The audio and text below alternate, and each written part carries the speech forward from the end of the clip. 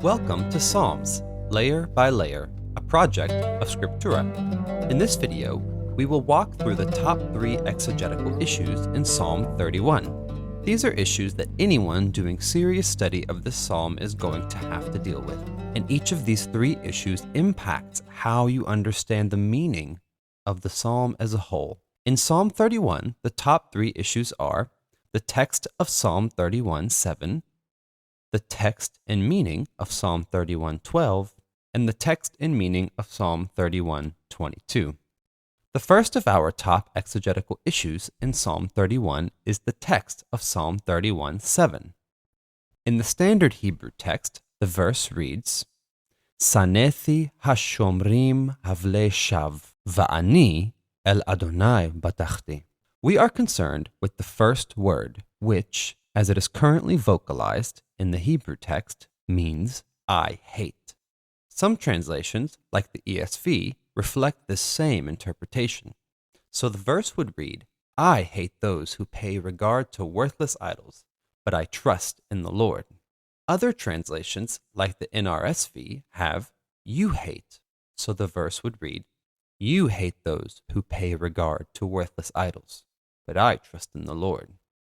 The main issue is therefore whether to maintain the first-person vocalization of the current Hebrew text and read, I hate, sanethi, or to revocalize and read, you hate, sanetha. Let's look at the evidence for each of these options. The first option, I hate, is supported by a few ancient witnesses. The Targum to the Psalms clearly has the first-person form, as suggested by the yod on the form. The Secunda, an ancient transcription of the reading tradition, has sanethi, which also reflects the first-person Hebrew form. It is not difficult to imagine a scenario, however, where the other sounds in verses 6 through 7 changed an earlier form of the hate verb into a form that ended in the sound e, which would have then been the source of the Secunda. Verses 6 through 7 have plenty of e sounds in them. Afkid, ruchi, badita, oti, hashomrim, ani, and batachti. Again, this environment introduces a strong possibility of an earlier Hebrew form, one that did not end in e, turning into the current Hebrew form that ends in e, sanethi, which would suggest that the current form with e is not original. A second consideration in connection with the first option, I hate, is its relation to the following clause. The following clause begins with the word and, va, followed by the pronoun I, ani. Often, when a clause begins with and, followed by something other than a verb, some sort of contrast is introduced, so it is frequently translated but. Maintaining the reading I hate makes it seem like the contrast is between the psalmist's feelings towards the enemies and the psalmist's feelings towards the Lord. But this takes attention away from the intended contrast more prevalent throughout the psalm, the contrast between the Lord's treatment of the righteous versus his treatment of the wicked, which we clearly see in verses 16, 18, and 24. Such an interpretation would come out more clearly with the second option, you hate, sanetha. Text critically, this reading is supported by many ancient witnesses that carry a lot of weight. Crucially, these include the Old Greek emisisas, you hated, as well as the revisers, Aquila, Symmachus, and Quinta. A final consideration in support of the reading you hate, sanetha, is the poetic effect it would contribute.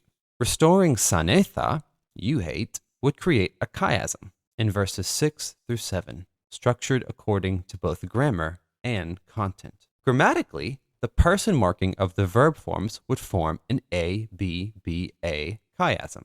The A's consist of the first person form in 6a, afkid, and the first person form in 7b, batachti. The B's consist of the padita in 6b and the now revocalized sanetha. In terms of content, the A clauses declare the psalmist's trust in the Lord. The B clauses are antithetical. The psalmist wants to be redeemed, by the God who hates idol worshippers.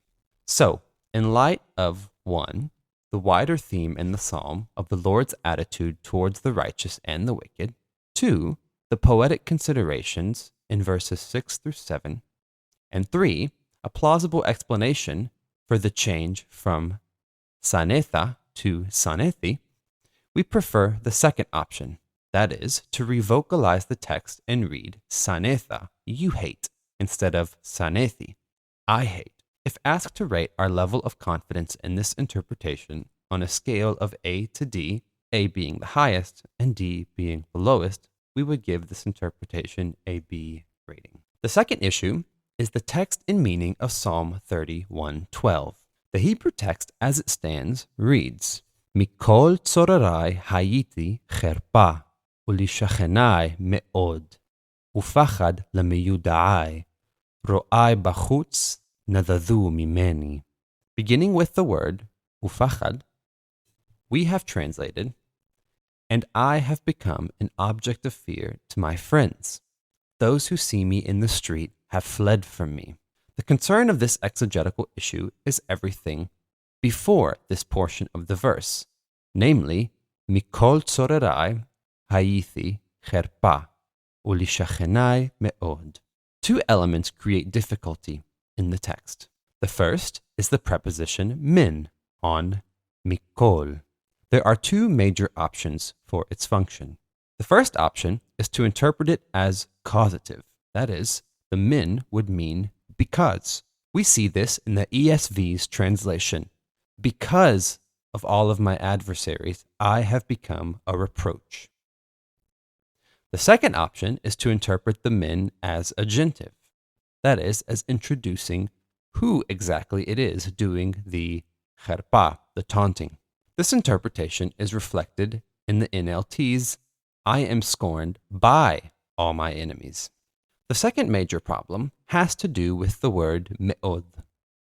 Translations, again, reflect two options for handling the word. The first option is to simply read the word as it stands, as an intensive. We can see this in the ESV when it says, especially me'od, to my neighbors. The second option is to emend the text.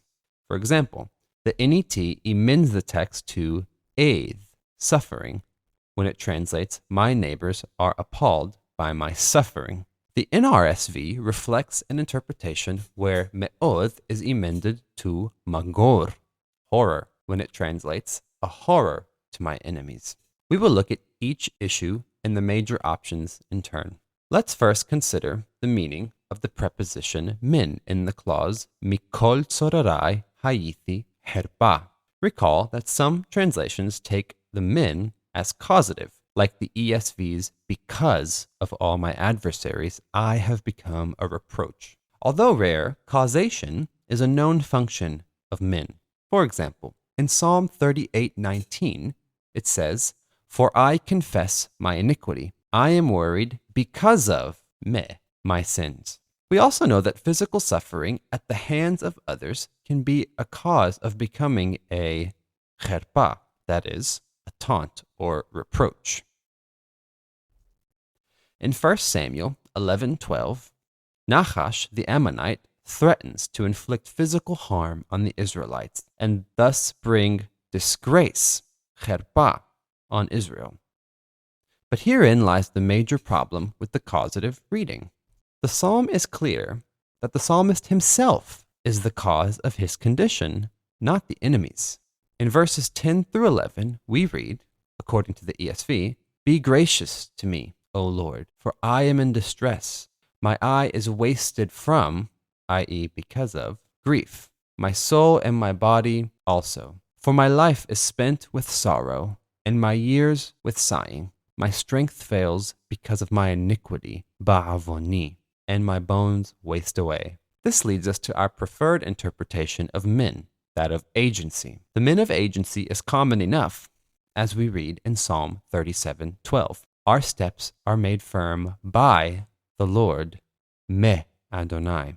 The idea of agency also fits better with the meaning of cherpa, which refers to the slanderous speech of someone, implying an agent that produces this slanderous speech. For example, Psalm 15:3 commends the person who does not take up reproach, خربة, against their neighbor. Finally, slanderous speech is the very thing we find the enemies doing in the very next verse of our psalm. Verse 13 says, "For I hear the whispering of many, terror all around, as they scheme together against me, as they plot to take my life." It seems sensible, then, to understand خربة as a reference to such defamatory speech and, crucially, the men marking the agents that produce this speech. Turning to the second issue, that of me'od, recall that some translations maintain the intensive reading, such as the ESV. I have become a reproach, especially me'od, to my neighbors. The most common argument against this reading is that lishachenai me'od is a sentence fragment instead of a clause, which would be more intelligible. It is more likely, however, that v'lishachenai me'od only looks like a sentence fragment on the surface, when in reality, what has happened is that the words, I have become a reproach, hayiti kharpa, have simply been elided. That is, it would have been obvious to the original hearers that the words hayiti kharpa went without saying in this clause because they were just mentioned in the previous clause. Indeed, we see other examples of elision in verses involving the word me'od. In Psalm 119, 138, the first line says, "You have appointed your testimonies with righteousness." The second line says, "and with faithfulness especially," me'od, of course meaning, "and you have appointed your testimonies with faithfulness especially." Another option to solve the difficulty of me'od is to amend the text to eid, suffering, as we saw reflected in the NET translation. My neighbors are appalled by my suffering. The best argument for this emendation is an internal one, specifically that we find the words pahad, fear or panic, in parallel with eid, suffering, elsewhere in Scripture, as would be the case here, where pahad occurs in the following line, ufachad lemeyuda'ai. For example, in Proverbs 1:26, we read, I also will laugh at your calamity, eid. I will mock when panic, pahad, strikes you. The problem with this interpretation, however, is that there is simply no external evidence from the ancient versions that a word other than me'od was read here. For example, the LXX has svodra, very or exceedingly, and Jerome's translation from the Hebrew has very or excessively. A final option is to amend me'od to magor, horror, as we saw with the NRSV's translation, a horror to my neighbors. The best argument for this emendation is similar to the last one. Changing me'od to magor would introduce a parallelism with the following line in that both would have a fear term, magor, fear, in the one line, with pachad, fear, in the next. This interpretation also suffers from a lack of any external support. Additionally, the change from me'od to magor involves changing two of the consonants and therefore two steps. This means that the change would be a probability of a probability, thereby decreasing its likelihood. We therefore prefer the first option, to maintain the text as it stands, and supposing grammatical elision of hayiti kharpa. In this case, ulishachenai me'od would be understood as saying, and I have greatly become an object of scorn to my neighbors. By way of summary, 1. Preposition min has an agentive function that makes the best sense in context.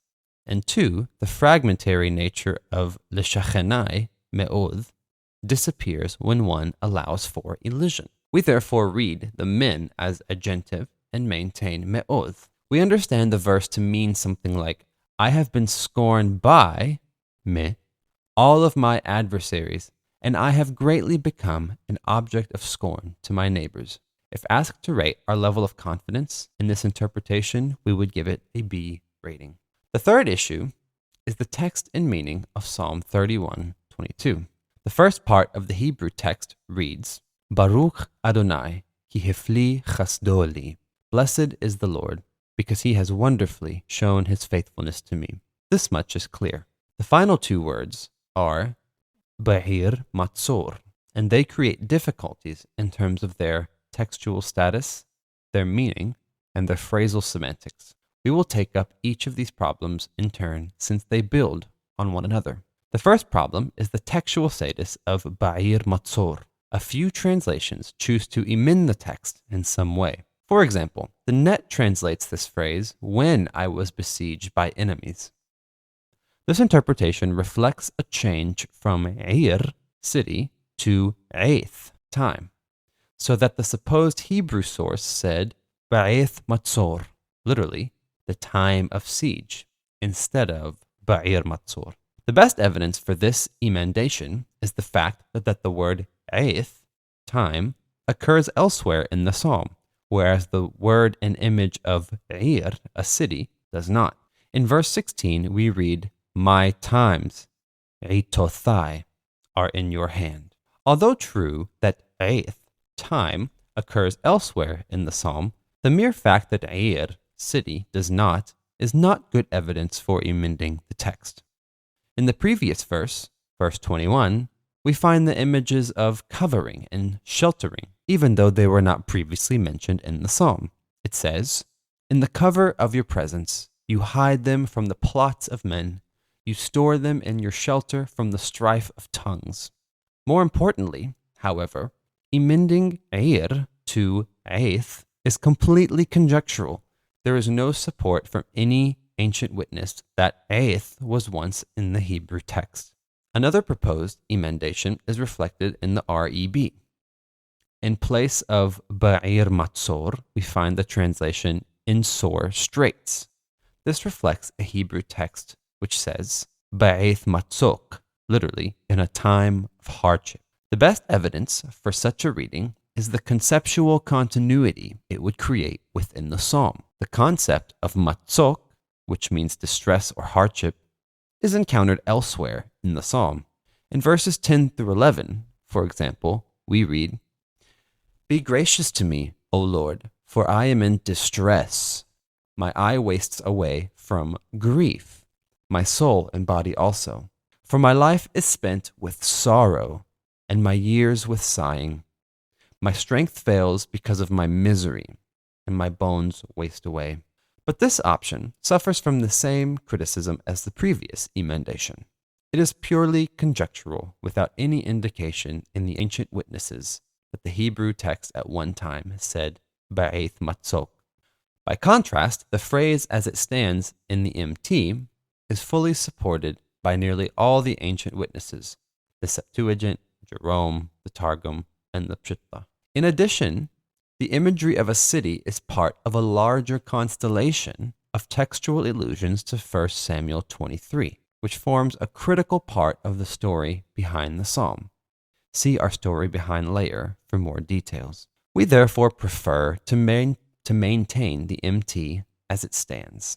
Now that we have established the text, the next big issue is the meaning of the word matzor itself. Some translations reflect an understanding of the meaning of this word as stronghold or fortification. Thus, Ir Matzor would literally mean a city of fortification, which is normally turned into an adjectival idea, as the KJV has it, in a strong city. This interpretation is supported by a few ancient versions, the Targum, the Pshitta, and the Vulgate. But more importantly, one can point to a few verses where the meaning stronghold is likely, such as 2 Chronicles 11:5. Rehoboam resided in Jerusalem, and he built cities for defense, Matzor, in Judah. The idea of stronghold also thematically suits the psalm, since we find the same imagery in verses 2 to 3. Incline your ear to me, rescue me speedily. Be a rock of refuge for me, a strong fortress to save me. You are indeed my rock and my fortress. We prefer the meaning siege, however. The meaning siege fits better with the text around it. A few verses earlier, in verse 14, the psalmist made reference to enemies surrounding him. For I hear the whispering of many, terror all around. The meaning siege also nicely fits the historical contexts of David, to whom the superscription ascribes authorship. For example, Saul besieged David in Keilah, as told in 1 Samuel 23, 7 through 15. The third issue concerns the meaning of the preposition beit in the phrase ba'ir matzor. Some translations seem to interpret the preposition as one introducing a comparison. For example, the NRSV says, "When I was beset as a city under siege." Such an interpretation is reflected in one ancient witness, Symmachus, who translates this phrase as in a fenced city, os in poli peripefragmeni. Symmachus should not be interpreted as reading ka, like, for ba, in, since it is the only witness to this reading, and since his translation actually reflects both forms, ka ba'ir. Rather, Symmachus probably interpreted the ba as a beit that marks the capacity in which the subject of the verb acts, normally called the beit of essence. In this case, the phrase ba'ir matzor would need to modify Adonai in order to make sense, and would mean, because he, in the capacity of a fortified city, has wonderfully shown his faithfulness to me. The problem with this interpretation, however, is that even when modifying Adonai, the beit of essence reading does not make much sense, because, at least on a reading like that of Symmachus, the comparison would require us to imagine how a fortified city can wonderfully show faithfulness.